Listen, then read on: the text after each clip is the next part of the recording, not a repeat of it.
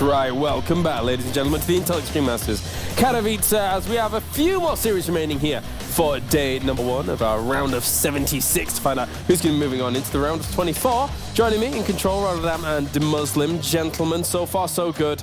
We are in the home stretch, and we have ShoWTimE versus Scarlett coming up. That's a good fixture. Marquee matchup. That is one for the ages. It could be something you get excited about at any stage of the year, but here we are in just April of 2019, and we're just so excited for it. Is it April, Kevin? No, it's not. I'm just kidding. That was a joke. It's February. I know that. I can barely hear you because your microphone's all the way down. Is it down there? It's pretty down. You guys not hear that? Nobody heard your funny joke. I mean, I heard But it was hilarious. Now you know it's... Never mind. Make a short joke about James, but that's low-hanging fruit. That's true. Anyway, Kevin, what do you think about this current matchup?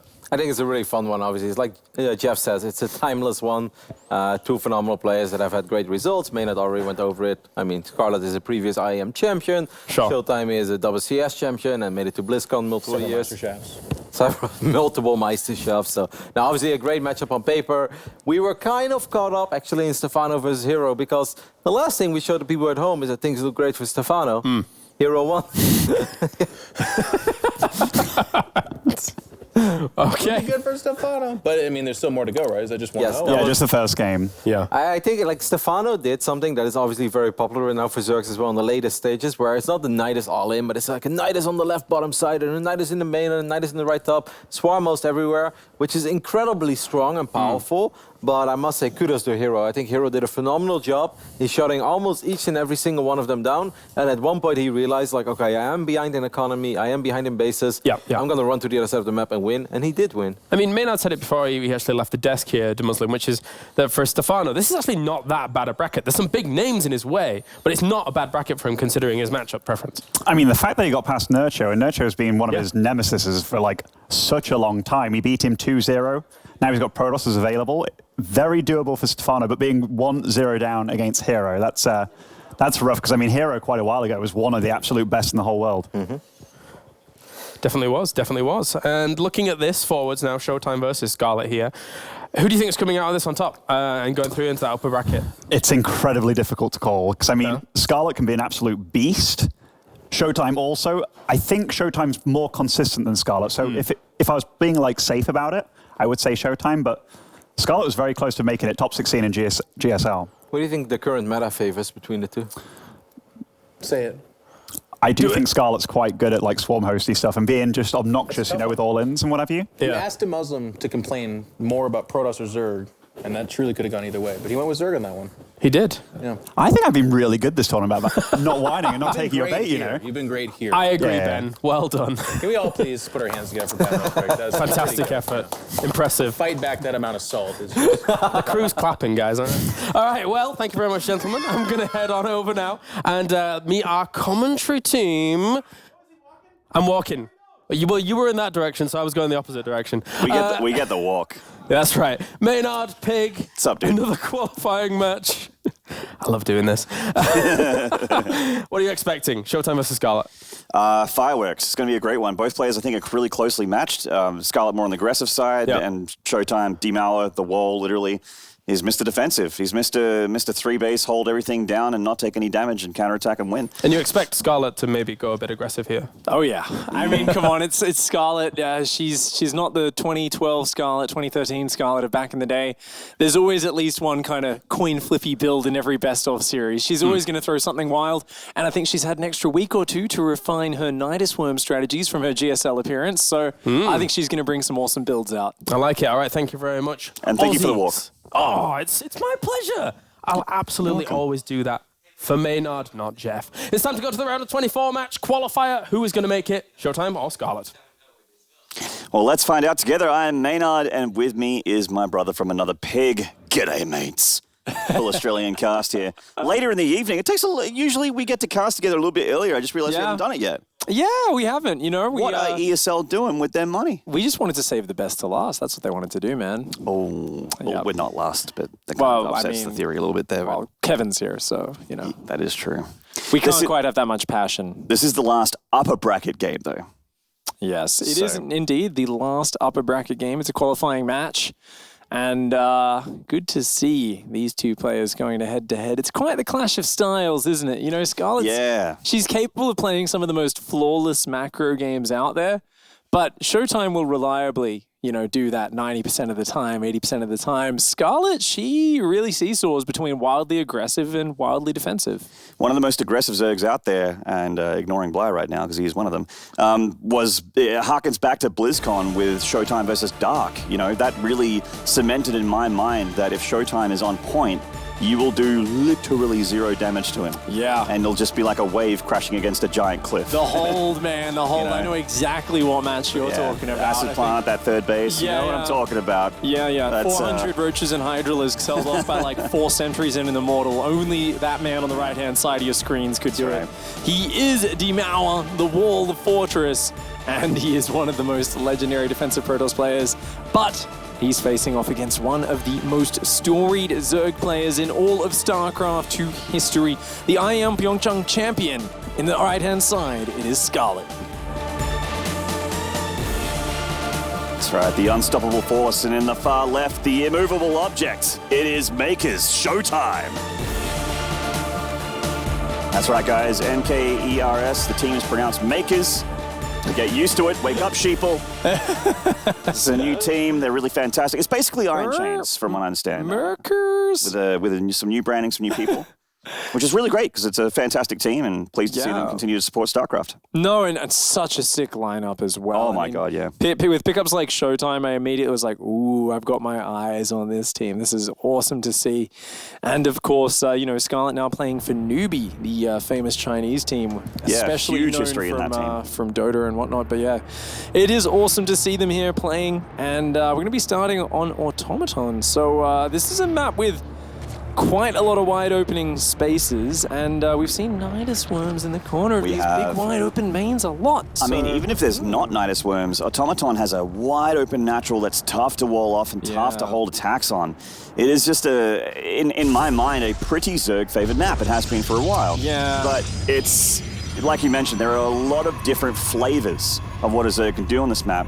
Likewise, the space can sometimes be used to Protoss' advantages. You know, ShoWTimE still champions the Stargate play in PvZ. He loves it. He thinks it, you know, is just the most efficient and more well-rounded way to start games against Zerg. And these kind of maps you can also sort of control with Sky Toss as well if you can get to that point. So, and I don't mean like full Sky Toss. I mean like just a handful of Phoenixes, some Oracles, Warp Prism play, that sort of thing. Yeah, going to be interesting to see what style comes out. We've seen Robo first, I want to say almost every PvZ so far. Almost, yeah, which is weird. It used to be all Stargate all the time. Yeah, this used to be, for a long time, it was like the 1 in 10 PvZs. You're like, oh, it's a Robo first. It's so rare, but has been getting more and more popular recently. Now, that Warp Gate research has been delayed, and it is going to be a nice early Stargate. Warp Gate does start up afterwards. So ShoWTimE sticking with what he knows and loves. And of course, I mean, you got to remember, even these fast Nidus Worms, we keep talking about it, right? Because it keeps popping up with Lenok and then Bly. Literally. But the Phoenix can shut down the vision sometimes. If you open up with a Phoenix or a few Phoenix, you can shut down the Overlords. They can't just go and pop it down anywhere they want. Whereas when you play the ground-based style, yeah, you've got more units to deal with it as it pops, but the Overlords were just kind of sitting on the edges, and the Zergs had the freedom to just keep popping them up. Now, we don't want to talk too much about Nidus Worms. Scarlett is not a simple player. She's not just going to do the same predictable strategy. There's a lot of variety, and so far she's opening up stock standard. The fast third base, the Ling speed on the way, and she's adding a whole bunch more Zerglings right now. So 8 more Lings for now, and back into drones. So she's just going to look to shut down the Adept on the map, potentially move across. ShoWTimE here with the double Adept pressure. Yeah, he wants to force these Zerglings out of Scarlett. She certainly does, and Scarlett's keeping those Zerglings out of shade vision here so that she can pounce upon them if they decide to commit. But ShoWTimE, of course, doesn't really expect drone kills here. He's respecting his opponent very, very much so, and is just trying to keep those Adepts alive, keeping the Zerg honest, if it were, you know. There's that high ground vision from that Oracle. We'll be able to pick it off with the Stalker. The Overlord will go down eventually. Awesome. We've got a second Oracle on the way here for ShoWTimE as well. So usually after the second Oracle, we get to see what the next phase is for the Protoss, because you don't generally get more than that. Yeah. And the Zerg, likewise, you know, is she going to go into a Roach Warren? Is she going to go into a Hydra Den? Like, what's the next play for Scarlett as well? Such early gases on the natural, straight into the Robo. I imagine it's going to be a Twilight to follow that up in the Archon drop. This looks like the most stock standard ZVP. That's ShoWTimE, baby. Yeah, when everyone else is just playing their different Robo strats, these weird Immortal pushes, ShoWTimE's like, nah, I am going to do the same thing I've done so many times before. I have perfected it to an art form, and I am so reliable with it. Comes in with the Oracle, gets a single kill, not bad. I mean, if it ain't broke, don't fix it. This kid's 7k MMR on the European ladder. Clearly solid and standard works for him, you know? And with this sort of later Robo and Twilight Council, you expect the Templar Archives charge variety of the Archon drop, which is usually what happens after this kind of Stargate opening from the Protoss. Could, of course, be Dark Shrine as well, but it is sort of like a little bit more modern to go for the Templar Archives. There it is. And we are going to see the Roach Warren here from Scarlett. Well-timed as well. The Roach is pretty instrumental for defending those Archons. Absolutely. Roach Tech, always going to be the most comfortable way to defend that. The creep spread getting really far out. That's really nice. I like this, especially on this map, and I'm curious to see how Scarlett chooses to play it. I do think Swarm Hosts are pretty decent on this map, if you can get your creep out far enough. Jeez. That Oracle is a lucky, lucky Oracle. 3 hit points in a dream. Gets out of there with its life in hands. Scarlett, I mean, everyone talks about it. Everyone knows about it. If you follow Scarlett and you're any kind of fan of this lovely player, she is a creep spread master. Give her any space and that thing will cover the map. Yeah. Oh, good scout here from Scarlett. Sees the Prism, sees the Archons, and now she knows which angle to get those Roaches positioned into, where to rally those hatcheries. I like the Oracles moving there to make sure the Archons don't get punished while they're morphing in by a Zergling surround.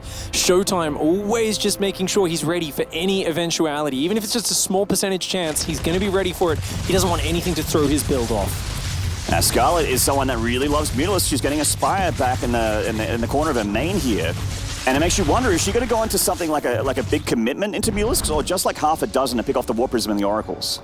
Against an Archon drop opening here, not even a single Phoenix out. That can be a very nice way to play it. The Archon's continuing to look for value wherever they can. That Observer goes into its extra range mode. Does allow a few snipe-offs there. And these Archons, yeah, ShoWTimE. Yeah, good bit of damage. Great juggling so far. Third base is finished. Charges on the way, +1 as well. Now, are there sentries out? Don't think so. And that means there's no hallucination. So it's really on the Oracles to see that Spire, and I'm pretty sure it's hidden in the back of the natural. So there might be a hatchery cancel. The Roaches are trying to get on these Archons, but they have enough hit points to tank here. Oh, decides to get out of there. Better safe than sorry. Oh, no Queen. Maybe the Oracles can get the job done. The Oracles need to click on that hatch. There we go. Yeah, that's what he meant to do there. Very well done. That's a cancel. You can't transfuse a hatchery while it's still building. That goes down. Has to be cancelled. Jeez, she cancelled out at the last very second. Yeah. So that Spire, yeah, it's hidden in the back of the natural. We are seeing the first couple of mutas queuing up, and now ShoWTimE here does not have a lot of anti-air and doesn't really know that this is coming just yet.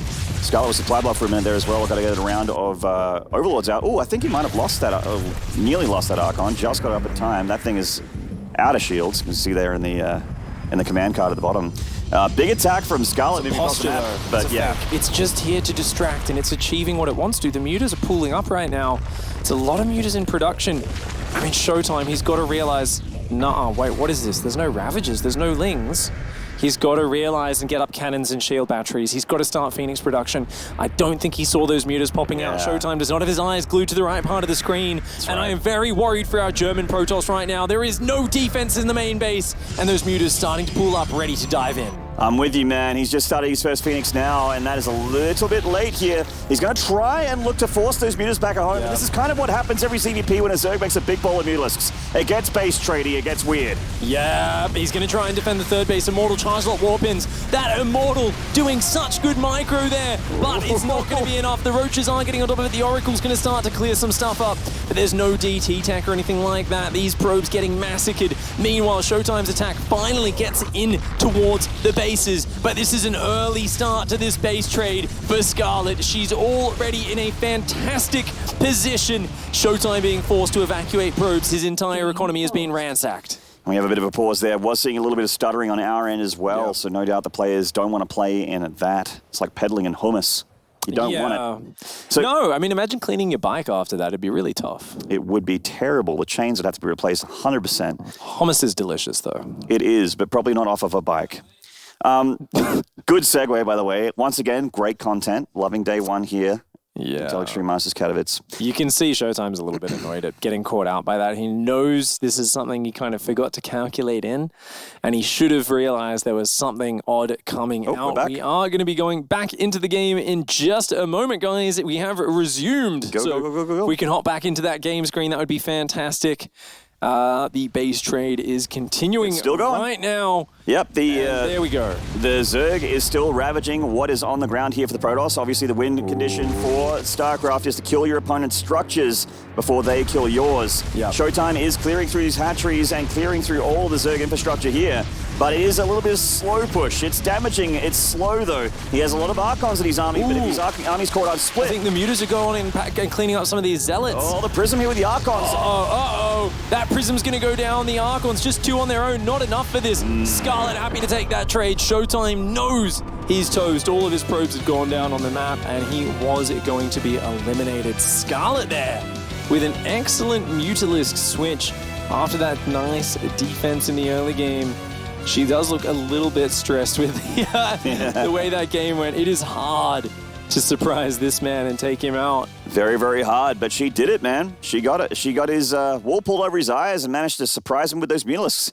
Big tell there was just no Phoenixes from ShoWTimE. He just stopped. He just was holding on against a Roach army, thinking that was the big threat, but absolutely not. You know, you could kind of see his thinking as well, because as the Protoss player, you've got to say, okay, a lot of Roaches, decent economy. They're going for a 4th. I don't see Hydras. I don't see Lurkers. I don't see Banelings. You've got to think it's Swarm Hosts or Mutas or something like that. And ShoWTimE's solution to that was to do a very tight push through the middle with Chargelot, Archon, Immortal, but he was maybe 30 seconds too late on it. If he pushes that 30 seconds earlier, those Mutas aren't going into his main base. He's hitting her 4th just as she's getting towards his main base. That's a much more even base trade. As it was, Scarlett was able to get tons of units out of the map. She was able to start the base trade, get on top of his probe lines, as opposed to the other scenario where he defends his 3rd. He gets up cannons, Archons there, while getting into her economy and disrupting it. So ShoWTimE just kind of misjudging how quick the Mutas could get on the field. Scarlett just a little bit too clean with her macro and getting that tech out at a sharp timing window when the Protoss wasn't ready. And she's fooled him once, but will she fool him twice? She might have to play straight up with him the next game here, as ShoWTimE will no doubt be making sure that he has kept his eyes on the Zerg creep. I reckon we're going to see like a 20 drone all in, man. You reckon? Yeah. That wouldn't surprise me, actually. No, That's not a bad way to follow up a game like that. I love this tournament because we get to see so many shots of the players area, and she's been talking to Bly a lot earlier while Bly was having his matches. Yeah, previous teammates, good friends. They're both always sharing strategies and stuff, so I always feel like kind of she tries out a Bly strat at least once in a best of 5, usually in a best of 3, and I think when she's playing someone as good as ShoWTimE, a Protoss player, you know, this is a matchup she struggles to play the same style repetitively in. She always talks about, you know, finding it frustrating that she can't do a reliable macro style every game. So I think she might pull something dirty out in map 2. We'll see if your call is correct here, Pig. Bly is probably just make proxy hatch. It's good. I mean, proxy hatch, Nidus Worm, all sorts of different options. We've seen the Burrow Roach was actually a sick play as well. Lots of different things that can come out as we go into map number 2. And the top left here, currently up in the series with a very nice blind into Mutas, catching the Protoss unawares. It is newbie Scarlett. The absolute opposite of a newbie right there. Damn straight. And also another absolute beast of the game, representing Team Makers in the bottom right-hand side, the red Protoss. He is ShoWTimE. You see that little team portrait on the nameplate at the bottom is like an old guy with a crown and a beard. Yeah, it's probably like Odin or something, or like Zeus or something, right? I hope that I look like that in like 20 or 30 years' time. Then people will listen. When I got a big white beard. Get a white beard and put a crown in your head. or a wizard hat. You know, either way, I feel like people will listen. Or throw change at you. It's kind of like one way or the other. It doesn't really have a happy middle ground, unfortunately. You're either holding court and giving off advice and solving people's problems, or yeah, casting spells. One or the other. So ShoWTimE here is on up to 20. Yeah, 20 supply nexus. Looks like a very standard opening. Going to come in and scout here with this gate scout. Sees the hatch gas pool out of Scarlett. And, Port Alexander here, one of the most common maps that we see at the moment. It's got this interesting ridge through the middle. I think what I find interesting really is how the Protoss chooses to expand with the 4th base location. Some players go for the 4th kind of above the 3rd, other times they take it below their main base.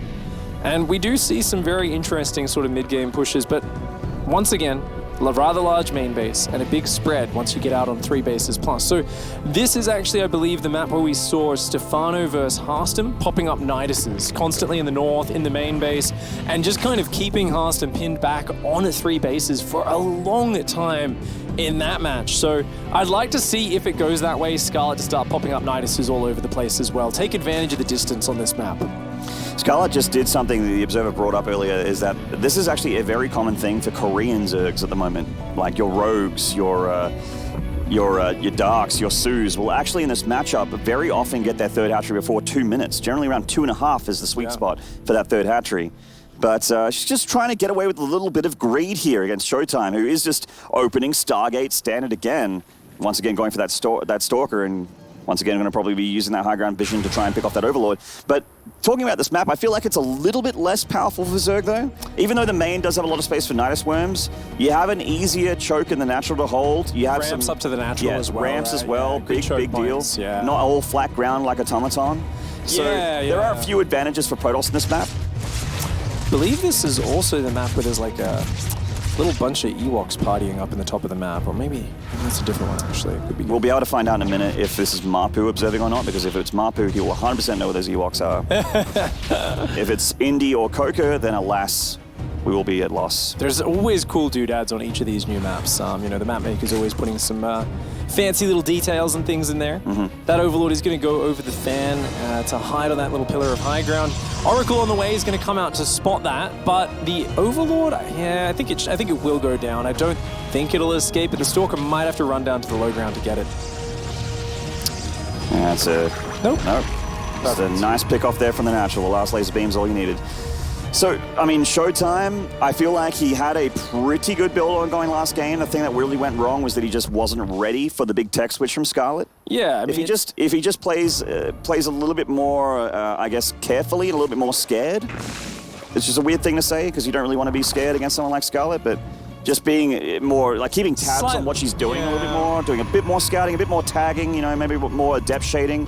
Well, that's the thing with the way ShoWTimE plays, right? Is he plays these standard builds where it's about perfect execution, but there isn't really that much he needs to change up with his games. You know, it's a small 2% mistake in a game like that last one where he says, my attack needed to push 30 seconds earlier, or I needed to scout a little bit more with my oracles, tag the natural, and then I would have been able to see what was popping out.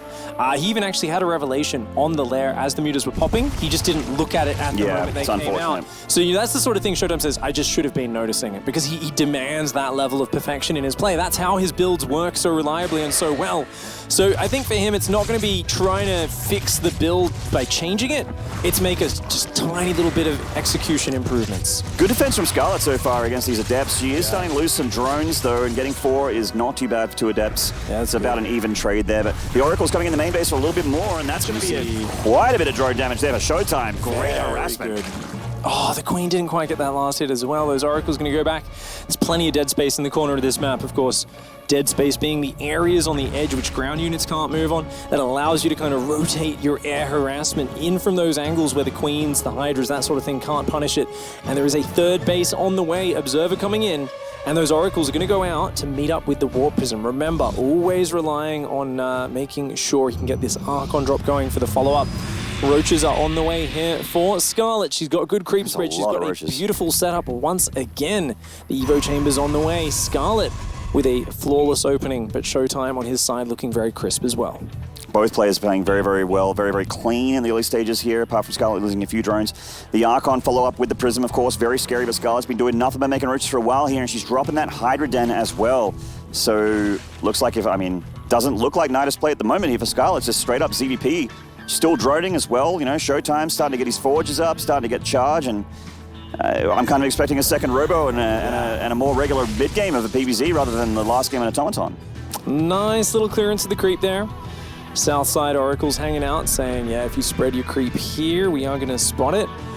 Sees that fourth base starting to go down, and I wonder if he's going to laser beam that. I would not be surprised if he does. ShoWTimE picking off these creep tumors. Ooh, he's going to go back for that for sure. Yeah. Like, there is no way you let, like, as Protoss, you're like, nope, I got to get that creep tumor.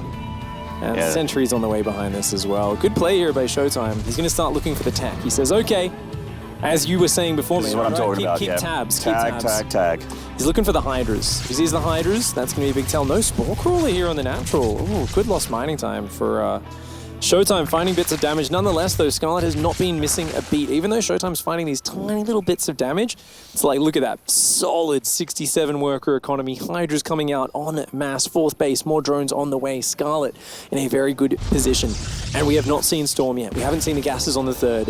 ShoWTimE has not rushed up to that late game tech just yet. She has Gruesome Times already, right? Oh my. Oh my. No, that'll be coming in Gruesome next. Times, yeah. She's gone for the muscular augments first. That's usually quite aggressive, yeah? To be able to get the speed for the Hydras. I mean, the 6 drop lords is also quite aggressive. It just gives you more mobility, right? You usually, that way you can disengage. So you can still be out of the map threatening, but you can get out of there. Whereas if you don't have the muscular augments, it can be very dangerous to be out of the map.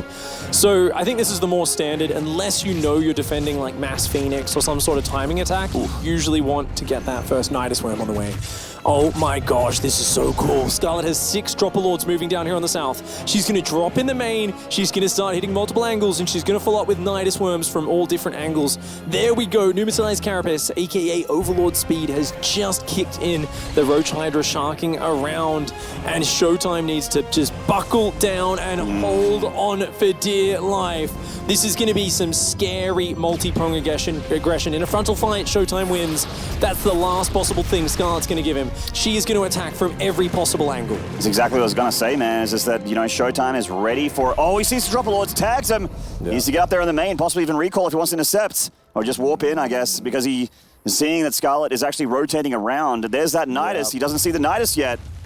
Yeah, but she can then pop that in the main as well. So if she unloads here, once there's a Nidus in the main, she can actually evacuate the unit. Oh, he's got it! Oh, very decisive. ShoWTimE clears up that space, and he is going to group up in that main base. He's going to go in. That's a so scary. Huge bunch of Roach Hydra. Is there enough Zealot Immortal? I'm not sure. All the Zealots are gone. The Warp-ins are right there. The Immortal barriers are good. Those Immortals dishing out the hurt. Nidus is going down. Storm starting to land. That's so much Roach Hydra, Maynard. It certainly is, and a couple of the Immortals here. It looks like half the Immortal count is actually down at third base, dealing with a paltry amount of Hydras. And unfortunately, ShoWTimE does not have further storms, does not have further splash damage. The army of Scarlett is too huge here in the main. She's got a lot of it still in production, but the stuff in the main is still finding damage here in ShoWTimE's infrastructure. ShoWTimE taking a lot of damage to these mortals, very important Guardian Shield. Storm also getting dropped, but it's kind of hitting more of his own units rather than the Zerg units. Yeah. His shield battery's mostly drained as well. ShoWTimE losing his units here in the third. The third has been cracked, and that's it. GG Scarlett with a 2-0 over Demower himself. What a win for Scarlett. That's got to get her fans up hyped. Yeah, she scales the wall, storms the fortress, and, you know, quickly goes over and does share her victory with Blind. That was a fantastic series of games there from Scarlett. And the use of the Nidus Worm, we've seen that there with the repositioning, just such a good way. I love it as well. You know, it was such a, hey, look, we've got the drop, we're going to kind of veer in on the north and the south. And then suddenly, once the Nidus Worms were up, it just escalated so quickly. There was so much Roach Hydra in the main, and she was just able to tip that fight over. ShoWTimE wasn't able to deal with it. Storm wasn't quite ready in the main base, and perfect play from Scarlett. Certainly well done. And we're going to take a short break. When we come back, it is going to be Smix interviewing Scarlett, our winner here against ShoWTimE, our last qualified player from the winner's bracket, and then more StarCraft to follow. Do not go away. We'll see you soon.